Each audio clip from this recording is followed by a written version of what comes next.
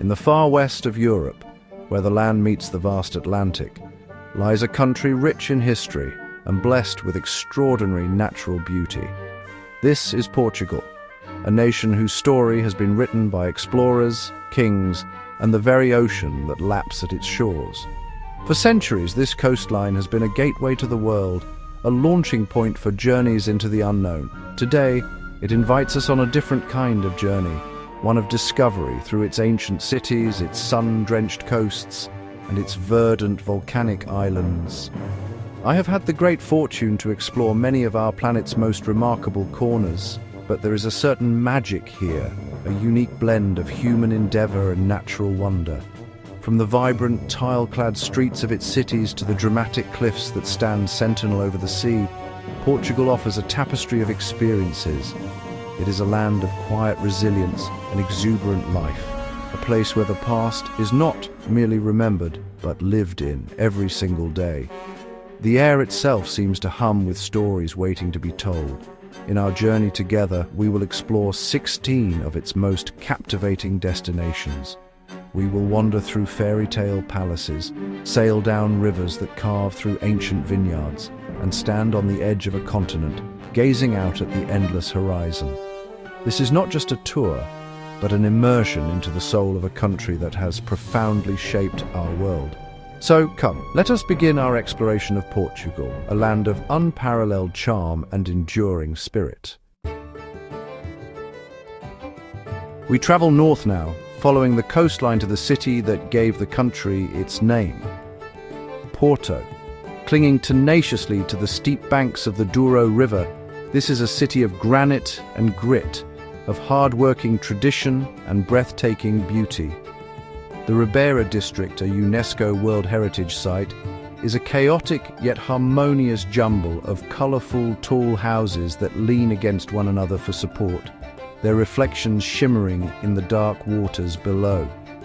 Life here is lived out in the open, on the bustling riverside promenade where boats once laden with wine barrels now offer passage to curious travellers. The two banks of the river are stitched together by magnificent bridges, most famously the Dom Luis I Bridge, a double-decked iron marvel designed by a student of Gustave Eiffel. To cross it on foot is to be suspended between the sky and the water, afforded a perspective that reveals the city's true character. On the far side lies Vila Nova de Gaia, a district synonymous with one of the world's great fortified wines. Here, ancient cellars, known as caves, house vast barrels of port wine, which silently matures in the cool, dark stillness, a liquid legacy of the region's unique climate and centuries of expertise. Porto's spirit is one of resilience.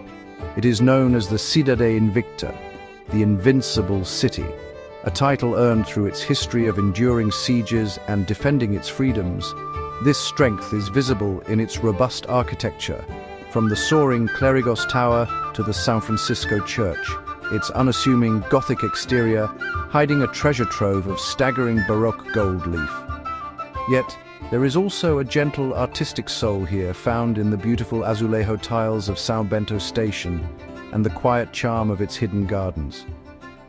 Porto is a city of contrasts, both powerful and poetic. Just a short journey from the capital, we find ourselves entering another world entirely. This is Sintra, a landscape that seems to have sprung from the pages of a fairy tale. Nestled within the cool, misty forests of the Serra de Sintra, this town has for centuries been the summer refuge of Portuguese royalty, a place where they could escape the city heat and indulge their most romantic and ambitious architectural fantasies. The microclimate here fosters a lush, almost tropical vegetation, creating a verdant paradise where palaces rise from the granite peaks like colorful jewels. At the highest point, a testament to 19th century romanticism, stands the Pina Palace. It is a mesmerizing confection of vibrant yellows, reds and blues, a whimsical assembly of towers, ramparts and domes that defy any single architectural style. From its terraces, the view is simply astonishing. stretching all the way to the Atlantic Ocean on a clear day. Wandering through its grounds is an exploration of the imagination itself, a maze of hidden pathways, exotic plants from across the globe, and secret grottos that add to the sense of enchantment and discovery. But Sintra's magic is not confined to one palace. Deeper in the woods lies the Quinta da Regaleira, a mysterious estate filled with enigmatic symbolism related to the Knights Templar and other arcane orders. Its centerpiece is the Initiation Well, a subterranean tower that plunges deep into the earth, a spiral staircase leading down into the darkness. And in the very heart of the town, the twin conical chimneys of the National Palace of Sintra stand as a unique and iconic landmark. Sintra is more than a collection of buildings. It is a landscape of dreams, a place where nature and human creativity have combined to create something truly magical. Our journey now takes us to the southernmost edge of Portugal, to a region whose name is, well, pretty much synonymous with sun, sand, and sea, the Algarve. This is where the land makes its final, dramatic stand against the relentless power of the Atlantic. The coastline is a spectacular parade of natural sculptures, from vast stretches of golden sand to hidden coves sheltered by towering limestone cliffs, their ochre and rust colors just glowing in the warm light. For centuries, this coast was a frontier, vulnerable to pirates, but today it is a sanctuary for those seeking the sun. The forces of wind and water have been at work here for millennia, carving out an extraordinary landscape. Sea stacks stand like lonely sentinels in the turquoise water, and intricate cave systems, like the famous Beniguil Cave with its own hidden beach and a natural skylight, can only be reached by sea. This is a habitat teeming with life. Dolphins are often seen playing in the waves, and the coastal wetlands provide a vital refuge for countless species of migratory birds. The rhythm of life here is dictated by the tides and the seasons, a timeless dance between the land and the ocean. Yet the Algarve is more than just its beaches. Inland, a different world unfolds. Quiet, whitewashed villages, topped with terracotta roofs, are dotted among groves of almond, fig, and carob trees. Towns like Lagos and Tavira retain their historic charm, with their fortified walls, cobbled streets, and bustling markets offering a glimpse into a more traditional way of life. It is this balance between the vibrant energy of the coast and the tranquil pace of the countryside that gives the Algarve its unique and enduring appeal. We venture now far out into the Atlantic, to an outpost of Europe that is, honestly, a world unto itself. This is Madeira, the largest island of an archipelago forged by volcanic fire. Rising steeply from the ocean floor, its rugged peaks are often shrouded in cloud, creating an air of mystery and grandeur. Known as the Floating Garden, or the Pearl of the Atlantic, Madeira is a place of perpetual spring, where a subtropical climate and rich volcanic soil have given rise to an explosion of botanical life. The island's most remarkable feature is its network of levadas, a sophisticated system of irrigation channels that crisscross the island, built centuries ago to carry water from the wet northern slopes to the drier, sunnier south. These channels now double as an extraordinary network of walking trails. To follow a levada is to journey into the heart of the island's Laurisilva forest, a UNESCO World Heritage Site, and a rare remnant of the subtropical forest that once covered much of southern Europe. Here, ancient laurel and lily-of-the-valley trees are draped in moss and lichen, creating an ethereal prehistoric world. From the dizzying heights of Cabo Giron, one of Europe's highest sea cliffs, to the natural lava pools of Porto Moniz, constantly refreshed by the crashing ocean waves, Madeira offers a continuous spectacle of natural drama. The capital, Funchal, is a vibrant harbour city, its steep streets alive with the colour of exotic flowers sold in its famous market.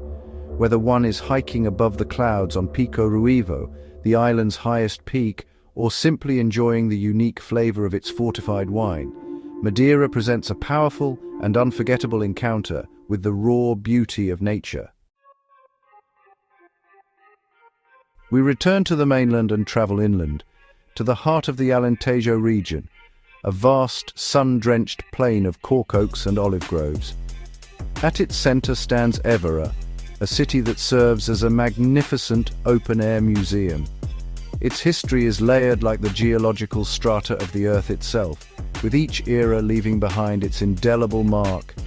This is a place where one can walk through 2,000 years of history in a single afternoon. The city's roots run deep, back to the time when it was a significant Roman settlement. The most striking testament to this ancient past is the Roman temple, often mistakenly attributed to the goddess Diana. Its elegant Corinthian columns have stood in silent witness to the rise and fall of empires, surviving Visigoths, Moors, and the ravages of time to stand proudly in the city's main square. From here, one can wander through a labyrinth of narrow, whitewashed streets that date back to the Moorish period, eventually emerging into the light of the Praça do Giraldo, the city's lively heart, which has been the stage for everything from markets to inquisitions. Yet, Évora holds a more macabre and profoundly thought-provoking treasure, the Capella dos Ossos, the Chapel of Bones. Here, the walls and pillars are meticulously lined with the bones and skulls of some 5,000 souls, unearthed from the city's medieval cemeteries. Above the entrance, a chilling inscription reads, "Nós ossos que aqui estamos, pelos vossos esperamos." We bones that are here, for yours we wait. It is a stark and powerful memento mori, a reminder of the transient nature of life, which feels all the more poignant in a city so rich with the enduring presence of the past. We journey once more into the vastness of the Atlantic, to a place where the raw power of the earth is on full display. This is the archipelago of the Azores, a chain of 9 volcanic islands rising dramatically from the mid-Atlantic ridge. This is a young land, geologically speaking, a place still being shaped by the forces deep within our planet. The landscape is a testament to this fiery origin, vast calderas, some filled with breathtaking crater lakes, fields of black volcanic rock, and geothermal vents that hiss steam from the ground. Each island possesses its own unique character, its own distinct ecosystem. On São Miguel, the largest island, the twin lakes of Sete Cidades, one blue and one green, lie in a colossal volcanic crater, a sight of almost mythical beauty. Here local chefs even use the natural geothermal heat to cook cozido das furnas, a traditional stew slow-cooked underground. On Pico, a perfect volcanic cone, the highest point in all of Portugal, rises majestically into the clouds, its slopes covered in a unique patchwork of black stone corrals, protecting precious grapevines. The deep, nutrient-rich waters surrounding the Azores make this one of the world's premier locations for observing marine megafauna. It is a sanctuary and a migratory corridor for numerous species of whales and dolphins. To be out on the water here is to witness some of the ocean's most magnificent inhabitants, from the resident sperm whales to the mighty blue whale, the largest animal ever to have lived on our planet. The Azores are a powerful reminder of the dynamic and interconnected nature of our world, a place where life thrives in the shadow of volcanoes and in the depths of the ocean. We return to mainland Portugal, to a place that feels like a perfectly preserved moment in time. This is Óbidos, a small town entirely encased within a formidable set of medieval walls. Legend has it that the town was a wedding gift from a king to his queen in the 13th century, and it has retained its romantic, storybook quality ever since. To enter through its main gate, adorned with beautiful 18th century azulejo tiles, is to step back into a different era, a world of knights and ladies. The town is a delightful labyrinth of narrow cobblestone streets, flanked by whitewashed houses adorned with vibrant bougainvillea and geraniums. The main street, Rua Direita, is a bustling artery of small shops and artisan studios, many offering the town's famous local cherry liqueur, ginginha, often served in a tiny chocolate cup. It is a place best explored without a map, by allowing oneself to get lost in its winding alleyways, discovering hidden courtyards and sudden, breathtaking views from the ramparts above. Walking the circuit of the medieval walls is an essential part of the Óbidos experience.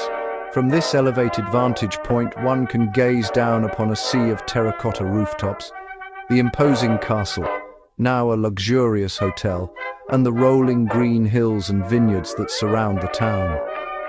Óbidos is also a town that loves a celebration, hosting a world-renowned literary festival, a vibrant Christmas market, and a magnificent medieval fair that sees the entire town transform, with jousting knights, minstrels, and merchants, bringing the past vividly to life. It is a living, breathing piece of history. Our journey takes us to the north, to a city that is one of the oldest in Portugal and a spiritual centre for the entire country. This is Braga, often called the Portuguese Rome, due to its history as an archiepiscopal see and its remarkable concentration of churches and religious monuments. For over 2,000 years, Braga has been a place of power and pilgrimage. Its story begins as Bracara Augusta, an important city in the Roman Empire, and its legacy today is a vibrant urban centre where history and faith are woven into the very fabric of daily life. The city's spiritual heart is found just outside the main centre on a forested hillside. Here, the magnificent Bom Jesus de Monte Sanctuary stands as an extraordinary example of Baroque artistry and devotion. A monumental zigzagging staircase, the Escadaria do Bom Jesus, climbs the hill, its 116-metre ascent, a symbolic pilgrimage representing the path to salvation.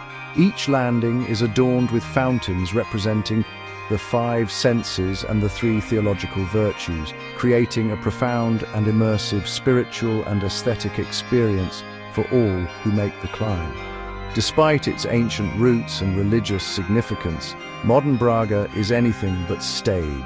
It is a bustling, youthful city, home to a major university, and its historic centre is a lively pedestrianised zone filled with elegant squares, stylish boutiques, and excellent restaurants. The grandeur of the Sé de Braga, the country's oldest cathedral, coexists with the energy of a thriving contemporary city.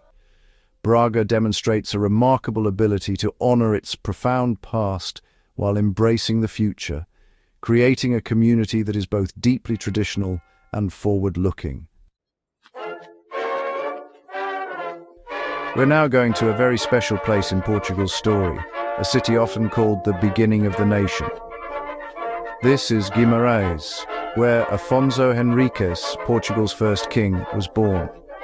It was from here, way back in the 1100s, that he started the battles that would eventually create the country. There's an old wall in the middle of the old town that proudly says, "Aqui nasceu Portugal," meaning Portugal was born here. This city isn't just a spot on a map, it's where Portugal's identity really began. Looking over the city from a small hill is the strong Guimarães Castle. Its tough walls with their pointy tops and 7 square towers are a powerful sign of where the nation came from. This is probably where young Afonso Henriques was born and grew up. Right below the castle is the Palace of the Dukes of Braganza. It's a big house from the 1400s with lots of unique brick chimneys. It shows us what life was like for Portugal's old noble families. These 2 buildings stand like stone protectors of the country's first story. The old part of Guimarães, which is a UNESCO World Heritage Site, is a really well-kept and real example of a medieval town that has grown into a modern city. Its narrow, twisty streets lead to lovely squares like the Largo da Oliveira, named after an old olive tree. Here, local people meet at cafes under the shadow of the beautiful Nossa Senhora da Oliveira church. Walking here makes you feel the importance and pride of history and helps you understand that a country is built not just with bricks and cement, but with bravery, who people are, and a deep feeling for their home. So we return to the coast, just west of Lisbon, where the River Tagus finally surrenders to the Atlantic Ocean. Here lies Cascais, a town that, transformed from a humble fishing village into probably the most elegant and cosmopolitan resort on the Portuguese Riviera. Its fate was really sealed in the late 19th century when King Louis I chose it as his royal summer retreat. The nobility and aristocracy of Portugal, and honestly, even all across Europe, soon followed, building grand villas and palatial residences that still line the shore today, giving the town this air of timeless sophistication. The heart of Cascais is its sheltered bay, where a fleet of small fishing boats still bobs in the harbour, reminding everyone of the town's more modest origins. This scenic waterfront is flanked by sandy beaches, a bustling marina filled with sleek yachts, and a promenade that stretches for miles along the coast, just inviting those leisurely strolls with magnificent ocean views. The town itself is a charming mix of traditional Portuguese architecture and those grand 19th century mansions, with pedestrianised streets filled with high-end boutiques, galleries, and some excellent seafood restaurants. Just beyond the town's elegant confines, the raw power of the Atlantic really reasserts itself. The coastline becomes wild and rugged, culminating in the dramatic cliff formations of Boca do Inferno, the mouth of hell, where waves crash with spectacular force into a collapsed sea cave. And further north, you'll find the windswept Guincho Beach, a real paradise for surfers and windsurfers, with its vast expanse of sand backed by dramatic dunes. Cascais, honestly, offers a perfect duality, the refined elegance of a royal resort and the untamed beauty of the wild Atlantic coast. We travel inland again to a city on the banks of the Royal River that holds one of Europe's most important and mysterious historical legacies. This is Tomar, the last bastion and headquarters of the legendary Knights Templar in Portugal. In the 12th century, the Templars were granted this land for their crucial role in the Reconquista, and here they built a stronghold that would become the nerve center of their vast and powerful operations. The spirit of these warrior monks still seems to permeate the very stones of the city. The magnificent Convent of Christ, a UNESCO World Heritage Site, sits enthroned on a hill overlooking the town. It is not a single building, but a vast complex of cloisters, chapels, and fortifications built over 5 centuries. At its heart is the Corolla, the original 12th century Templar Rotunda, a remarkable 16-sided church modelled on the Church of the Holy Sepulchre in Jerusalem, where the knights would attend Mass on horseback. To walk through this complex is to trace the evolution of Portuguese architecture and the transformation of the Templar Order into the Order of Christ, which would later fund Portugal's Age of Discovery.